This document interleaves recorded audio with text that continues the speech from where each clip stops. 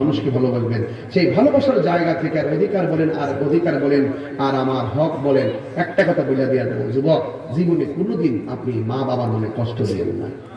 আপনি আইসেন বলিয়া যত কথাই করবেন, এই যে শীতের মধ্যে আপনার বহুত মুরব্বী আছে, দেখেন তো অনেকে তাহির হুজুরের মাহফিলে যুবকরা বেশি আসে।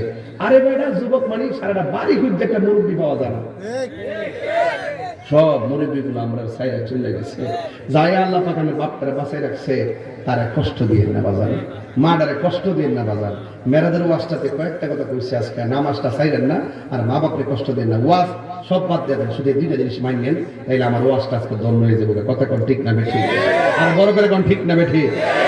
মা বাপরে কষ্ট দেন আর আমার কাছে মুড়ি দিয়ে আমার আব্বা আব্বা করবেন, দয়া করে কোরআন শরীফ সইয়া কোনো আমনের মতন মুড়ি তাহিরি দরকার নাই। মা বাপ রাজি,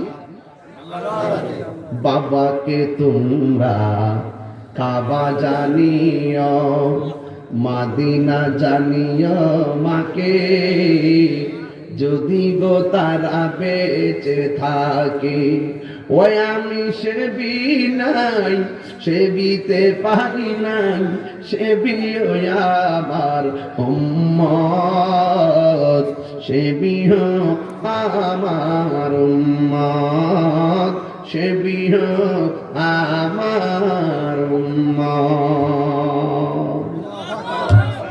বাস, আপনারা নেশা করবেন না, নেশা বিক্রি করবেন না, সুদ খাবেন না, সুদ দিবেন না, ঘুষ খাবেন না, ঘুষ দিবেন না, হক কথা বলবেন, প্রয়োজনে হালাল টাকা দিয়া শুটকির বর্তা দিয়ে ভাত খাবেন, কিন্তু সুদের টাকা দিয়া 10 প্রকার আইটেম আমার দরকার। ঠিক আছে নি? সুদ খাওয়া যাবে, যে সমাজে সুদ চলে সেই সমাজে শান্তি, যেই ঘরে সুদ চলে সেই ঘরে শান্তি। মসজিদের সভাপতি সুদখোরকে বানানো যাবে, কমিটিকেই রাখা যাবে না কোনো সুদখোরকে। কথা বলেন ঠিক না বেঠিক?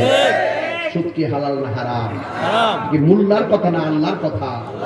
আল্লাহ আমাদের সকলকে বোঝার তৌফিক দান করুক, আমিন। আসেন।